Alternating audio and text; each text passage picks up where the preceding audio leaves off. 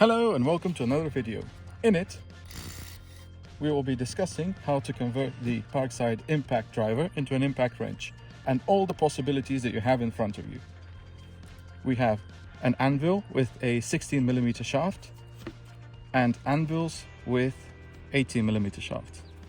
In both cases, 18mm shaft anvils, 16mm shaft anvils, you can get them with a 1/2 inch drive, a hex opening, or you can get them just as a 1/2 inch drive. So in this case, you have a magnet in there holding the 1/4 inch hex bit in. In this case, you don't have that. So I prefer doing the 16mm shaft conversion because it needs a lot less work. Whereas in this case, you need a bushing here with an 18mm inside diameter, 22mm outside diameter, and 10mm height. Down here, you need a bushing for this hole because originally it's a 10mm hole and you need to convert it into an 8mm hole. In this case, you need 16mm inside diameter bushing, 22mm outside diameter, and 10mm height. But as I said, in the 16mm shaft conversion, you only need these two things.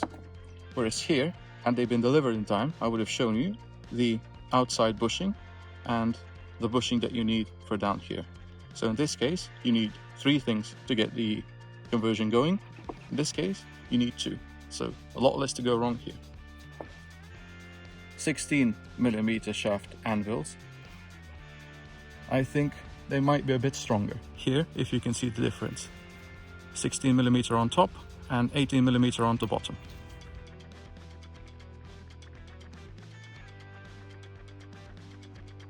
As for the bushings, you've got a couple of options. You can go with a steel bushing. Of course, links for all of these will be in the description. You can go with a roller bearing bushing, but I've never used this and I doubt it's going to be very strong. So I'm just giving it to you as an option if you want to try it, but I'm not really that convinced by it. You can do the brass bushing, which is supposedly self-lubricating. I've used these for quite some time and I've never had any issues with them. Or you can get the same sort of brass bushing, however not in a 10mm height but in a 20mm height, and you can mill some of the outside 10mm down to 20mm so it will stick out a bit from the tool. Measurements for this can be found on my community page. C3 version we're doing today.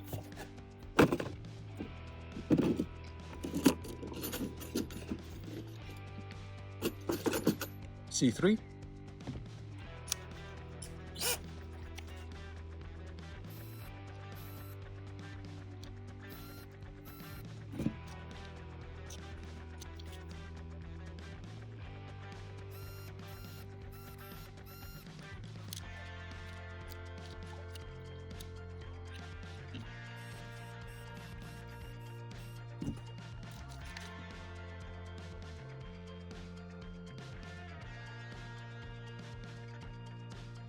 Now, time to get rid of this clip here and undo everything in the housing.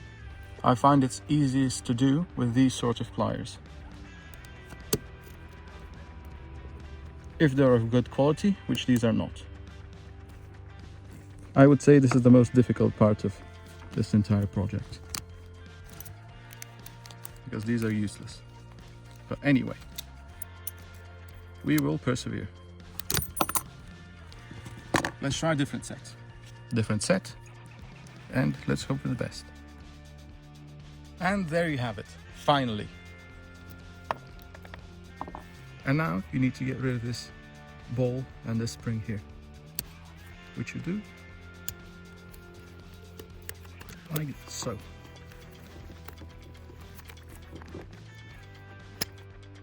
And it all comes undone. Now let me show you this. If you get a 16mm shaft anvil, it fits right on, as you can see, because this is the correct size hole, 8mm here. Whereas if you get the 18mm shaft anvil, as you can see, 8mm diameter here, 10mm diameter here, and No. And it needs a bit of drilling as well on this one, as you can see. It's not a direct fit. There is some space there. Whereas with this one, the hole is the right size. So doing it this way with the 16mm shaft anvil might be a bit more expensive, but it saves a lot of work and time.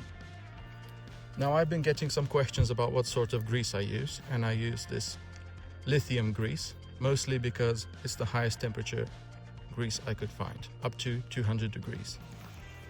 Now we need to get the old bushing out of here, which we do by warming it up a bit and then hammering on it. You need a hammer and a long socket. In this case, 30mm would be fine. And ideally, these would have been in the freezer for some time before you try to install them, just so you can shrink them and you can hammer them into place more easily. You could do the steel version. However, on these ones, depending on the cut, you may have to sand them out a bit here and make them like this, so they fit better on the anvil. Because with this, as you can see, if it gets squished, it might turn into a problem, and it might start to turn the bushing as well with the anvil itself. What you need to do is pop the new bushing in there and hammer it into place. And now, with the magic of editing, done. Apply a bit of grease, just a bit.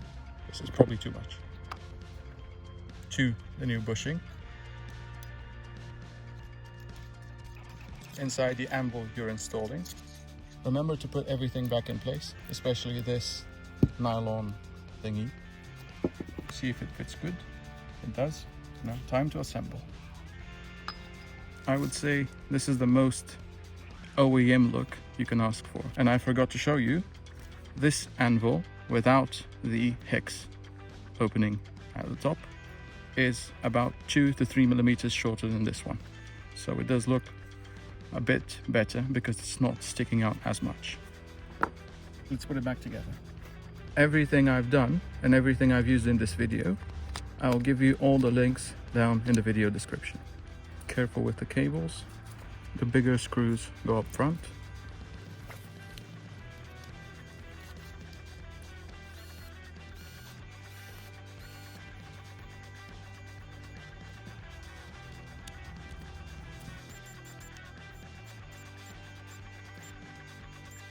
And there you have it. I would say it looks quite factory, quite original. Wouldn't you say so? As you can see, quite small, but powerful. Of course, you're losing the hex bit hole, but if you're after a factory look and an anvil that doesn't protrude as much, I think this is the way to go. Let's test what the different modes are capable of, starting with mode 1 on 100 Newton meters. Full 4-amp battery.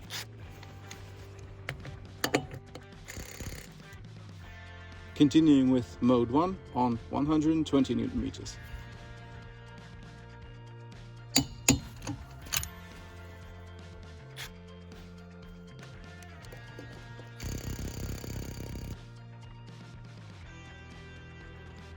(150 Newton meters).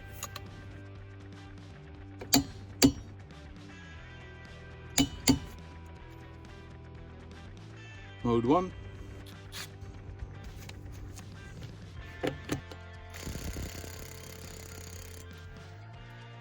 Let's try mode 2.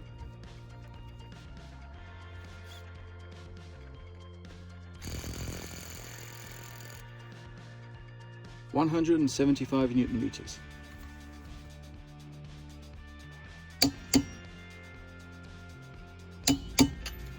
Mode 2.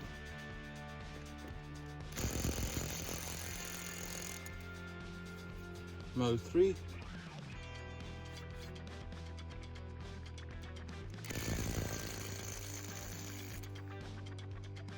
200 Newton meters.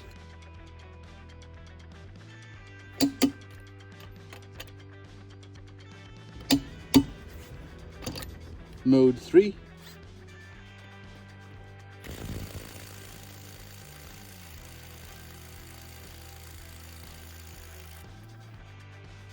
Mode 4.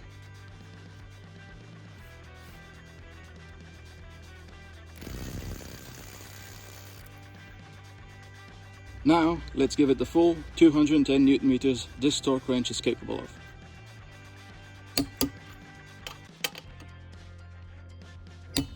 Mode 4, full 4-amp battery.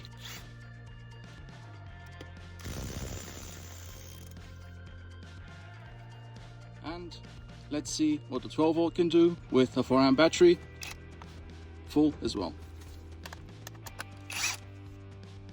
Mode 4.